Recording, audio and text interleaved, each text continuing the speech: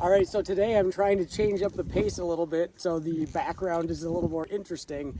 So we're fishing out on a lake. Right off the bat, I wanted to say thank you to Julie Taggert. I didn't know it was a thing, but apparently the previous winner sends a gift to the new winner of the scooter cannonball. So she sent me this awesome aluminum license plate frame that is absolutely going on my scooter. Obviously it's not on there yet, but thank you, Julie. I appreciate it. I am looking forward to the opportunity to give the next winner something in 2025. So we'll see how all that goes, but I think that's a great tradition. So thank you, Julie. So this video is answering the question I got a lot of immediately after everybody found out I won, and even since then. And that question is, how did I win? What did I do to win? Well, I've got the other video, and maybe I'll link it down below, that tells you what I did to prep for it. But the prep was just in hopes and in the goal of winning, but there's a lot, there's a lot you can do to prep, but there's a lot you do once you're there. So this video is about what did I do there, what did I do every night, every morning, every day to do my best to win. So I wrote up a list because I was not going to be able to remember all this and have any sort of orderly fashion to it. So I'm going to be going off my script here. So how did I win? Well, my objective was to win as soon as I started planning. So all the prep I did was in the goal of winning, but I didn't know if that was going to be possible or not. All I knew that I could do was give it 100%, and I knew I needed to give it 100% because I knew that that there'd be people that are faster, better scooter, this, that, the other thing. I'm not the best at all this stuff, so I need to try and go down the list and hit every single item as best I can if I'm going to have a shot at winning this thing. So that's what I kind of did. And so, of course, the number one thing here is that you're limited by the scooter you're on, and you're limited by speed limits. So you can ride however you want, but of course then the legality of it becomes an issue. And I got no speeding tickets. I did not do anything too ridiculous, and yeah, so that's kind of, I guess, a personal choice. I wouldn't recommend doing anything ridiculous. I would not recommend breaking any laws or anything like that. That's not really the spirit of the event. So that being said, that you're limited by the scooter and the speed limits, you really do need to try and look at every other category and see where you can improve on time management, really. So I kind of covered it in my prep video just a little bit, but so this is really more of a prep thing, but scooter choice. I'm just gonna double down on that right now and tell you that scooter choice absolutely matters. I know I was passing a lot of people when we're on the interstate in like 70, 75 zones, blips here and there. I'll get into navigation and why I might wind up on the interstate a little bit later, but I really like the Honda ADV 150s. But I passed those things all the time on the S-Max. They just don't have the top end that the S-Max does. So the S-Max, this isn't me telling you this is everyone else telling you this, I guess, and me. The S-Max is a great platform to win the scooter cannonball. It punches above its weight, the handicap is good, and yet it's not really a slow scooter. So scooter choice, there again, that's more on the prep end before you start the event. But I'm just doubling down on that so you know. So the next thing on my list is no extra gear on the scooter. Of course, I had my 5-gallon gas tank that I installed in the trunk, but there was no other extra gear. I actually forgot. I planned on bringing tire patch stuff, and I had it along, but I didn't even transfer it into my scooter until like halfway through the event. And fortunately I didn't need it at any point, but I really didn't carry anything extra along. And that was thanks to you, John and Carol, who drove the support vehicle, so I was able to do that. I did not have to haul anything additional on the scooters. So the next thing is, what did I do every night to prep? And this evolved a little bit as the event went on. I'll talk a little bit about that later. First thing is check over your scooter every night and perform any maintenance or refueling that you need to do. So good once over for the scooter, tire pressure, fuel, air filters, all that stuff. Check all that out, make sure that's good. The other thing I did was I prepared for the navigation for the next day. So I used Trick Tracks, thank you, Scott Taggert. And so I used Trick Tracks, but I also used Google Maps. So I was running my phone on a phone mount and then the Garmin Zumo XT on another mount with Trick Tracks loaded on it. And so every night I would go on my laptop and I would compare First off, and here's one of the things that evolved, I learned that I needed to compare, and I don't know if it was my mistake or where the mistake came in, but you definitely want to double check all the checkpoints and bonus points and make sure that they line up between what I had entered into Google Maps and what the official route showed. And I was just going online and using the official route. I wasn't using Trick Tracks at this point, which matches the official route, but I was using the official route and Google Maps and just going back and forth, verifying that all the points were correct, and then looking at routes, comparing and looking at them and seeing what looked like a better route. And I found pretty quickly, and I found this through a couple mistakes kind of, that Google Maps sends you generally on quicker routes than the official route. And so there were a lot of opportunities, like actually in Winslow, the official route skipped a little blip on the interstate, both coming into Winslow to that hotel on that night, and then at the beginning of day 3 going out of Winslow, same thing. It routes you on like a 25-mile-an-hour side street when you could be on the interstate. Well, I don't need to tell you how that's going to work out for you, because I was not on the interstate coming into Winslow. So that was when I learned that you need to compare routes, and then what I do is I compare them and figure out which, for that leg, do I want to follow the official route or do I want to follow Google Maps? And I would make a note of that in my little booklet, which one I was going to follow for each leg of that day. So I'd bounce back and forth, and sometimes they were the same, but a lot of times they weren't. And so I'd already have notes made on which way I was going to go. The other thing about navigation is I don't know, of the top 5 of us, there's only one that I didn't personally talk to, but the other 4 of us, including myself, made navigation mistakes. So that's good, because that means there's a chance. If nobody made any navigation mistakes, it would have made it a lot more difficult for me to win. But because that seemed like just about everybody at some point made a navigation mistake, that takes the pressure off a little bit, but it also tells you how easy it is to make a navigation mistake, and that's definitely something you want to be aware of when you're planning, and even when you're watching, when you're driving and watching the different maps and whatever. It's a really common thing, and navigation, that's what wins you the scooter cannonball. It's not being on a freaking rocket ship. The great thing is that you're not on the clock until you check in and snap the photo at your starting point. And so at the end of the day, if you've decided you're going to leave at, we'll say 5:30, and yet something's holding you up, you're not quite ready to go, whether it's the bathroom or something's not right on your scooter or you forgot to fuel up, well, just wait. You don't have to leave at any certain time. So to go take care of those things, and then when you're ready to go, then when you're 100% ready to go, hop on that thing, check in, take the photo, and hit the road. Don't rush yourself out of there if you're not ready to go yet. The other thing to notate, I believe it's correct, that if you did leave and then realized you forgot something or whatever, you missed something, you can go back, take care of that, and you can restart. The clock will start again at 0 if you go back and restart. So it's never too late to do that if you're not too far into the day and realize that you could have done something differently or better or whatever. Even if you make a wrong turn right out of the gate, you can go back and fix that and restart. So wait till you're 100% ready to go. No eating or drinking for me. I had my hydration pack on the scooter, so I would sip water as the day went on, but that was how I left.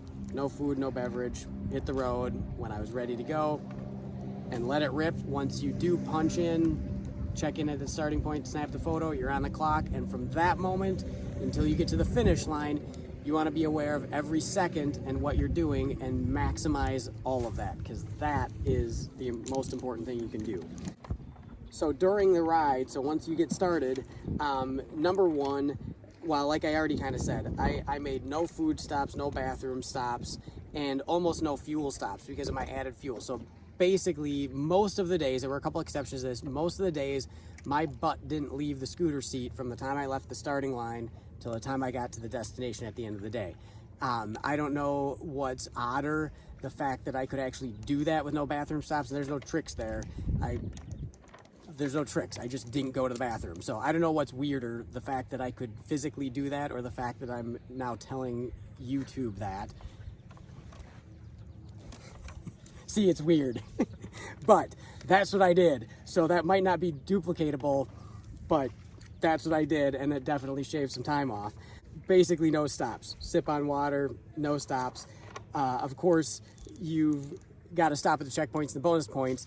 And so that's the other note is there were 49 of us. I think I got that number right. There were 49 of us that hit all of the bonus points and checkpoints. Of course, you have to hit the checkpoints. Bonus points are optional, but if you want to win, hit them all. If you got to turn around and go back, I kind of had to do that on my first day. Do that. You need all those points. When you do hit those points, I didn't really have an actual time frame, but I think I mostly hit those things in about 10 seconds. I'd pull up and sometimes I'd see people pull up and they pull up, they shut their scooter off, they hop off, they're looking around, they're looking at the little booklet, they're trying to match up the picture exactly right. That doesn't matter. You need to make sure that you get a good picture that they're going to accept. I didn't have any trouble with any of that, and my pictures absolutely did not match exactly, but they got the point that we were shooting for in the photo. And so, like I said, I didn't get off the scooter, I didn't shut it off, I pulled up, I stopped moving, I pulled up to a safe location. You obviously don't want to stop in the middle of the road, but I'd pull up to a location where I could just zip right out of there again. So don't park in a corner, just pull in only as far as you need to be safe. Check in, I use a quad lock. So my phone was off the mount, real easy. Check in, photo, back on the quad lock mount, and I was out of there. I passed so many people at checkpoints, and there'd be just like 10 people hanging out there, and that's fine. They probably weren't trying to win it, but if you're trying to win it, don't do that. Check in, check out, hit the road. The other thing is stay focused. I love listening to music while I'm riding. I've got a Cardo in my helmet. It's awesome. I actually tried to listen to music at a couple points and then I shut it off because it was actually distracting. So I was really focused. I was just surprised by that. I wasn't expecting to be riding that way, but not listening to music allowed me to stay really focused, and that definitely helped me out in a lot of different ways. Where my next turn is, where the next checkpoint is, where the next bonus points is. You got to know. You don't need to know the next 5 steps, but you need to know exactly what the next step is. Long turns and everything, I mean, that just kind of goes along with that. If you can minimize misnavigating, that will be of a huge bonus to you. And then no crashes and no mechanical problems. I did not entirely avoid misnavigating. I did not entirely avoid crashing. Thankfully, none of them took me out of the running. And then the other thing is mechanical issues. I did avoid mechanical issues. I did an oil change halfway through. I checked, cleaned air filters, and that worked out pretty well. I mean, like, just staying on top of it, keeping it moving. I mean, any downtime is downtime. The clock's ticking. So I really made good time because of all that. So that pretty much wraps up what I did to win. And it's also a roll of the dice because, like, there's kind of bad luck incorporated in there. I don't really believe in luck because this wasn't luck. I had a plan and I didn't run into bad luck. I do kind of believe in bad luck. So anyways, I maybe had a little bit of that, but mostly it was planning and execution that got me where I was hoping for. So now you know all of that. So now the question is, how bad do you really want to win, or do you really want to win enough to do this stuff? So, I'm absolutely doing this event again. I'm looking forward to not doing it to win it. So it will make it more enjoyable in a lot of different categories because it just takes the pressure off. So, I can stop and go to the bathroom. I can stop if there's beautiful scenery. So that will be more enjoyable. But, so the problem is, if you really want to win it, you're really limited by a lot of things. The first thing is scooter choice. You might not be riding the best scooter for you. You might have to get like an S-Max or something like that. And I fit good on an S-Max. I really like the S-Max. I'm planning on riding the S-Max in 2025. But if you're a bigger dude, you might not fit on that thing, and you might be better off on a larger scooter. So take that into consideration, as you might not be able to do this on the right scooter for you, or even the scooter you currently have. So that's a big commitment if you don't fit on the right scooter to do this. And it's going to be risky. That's probably one of the biggest things, is because you will be just pushing along the whole time. 3,200 miles, which is roughly what it was this year. Riding 3,200 miles on some dicey roads and everything. There's no doubt that I was going fast faster on the gravel than I would be going if I wasn't trying to win it. And so inherently it's just going to be more risky. And so I was far from the only person to go down in the gravel. So do you want to take on that additional risk? And I'm looking forward to 2025 and trying to reduce the risk a little bit. At the end of all that, do you really want to win? So I hope that I haven't discouraged you from the event. I hope that I've encouraged you to participate in this event. And I hope that you will show up and ride with me in the 2025 Scooter Cannonball. So thanks for watching.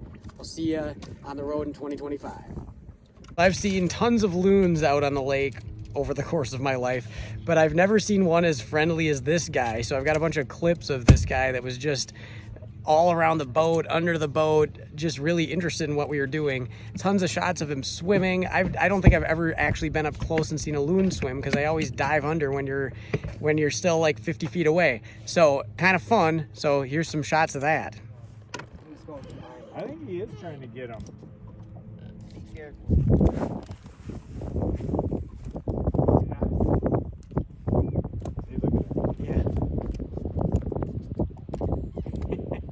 We're not fishing for you, Mr. Loon.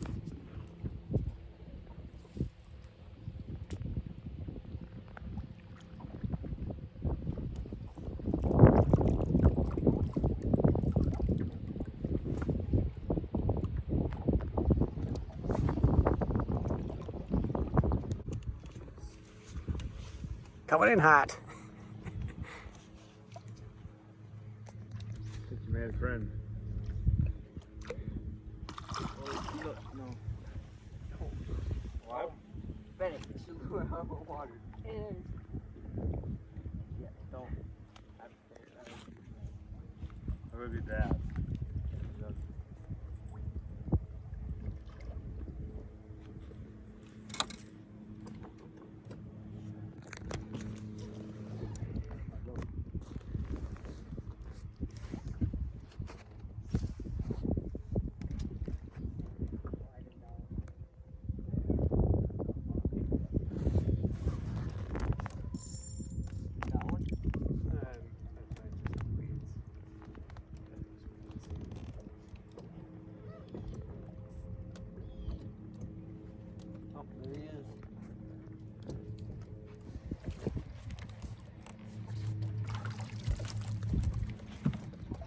All right, what do we get, Hunter? Bass.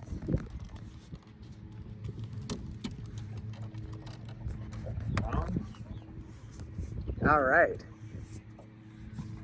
Looks like pound, three quarters.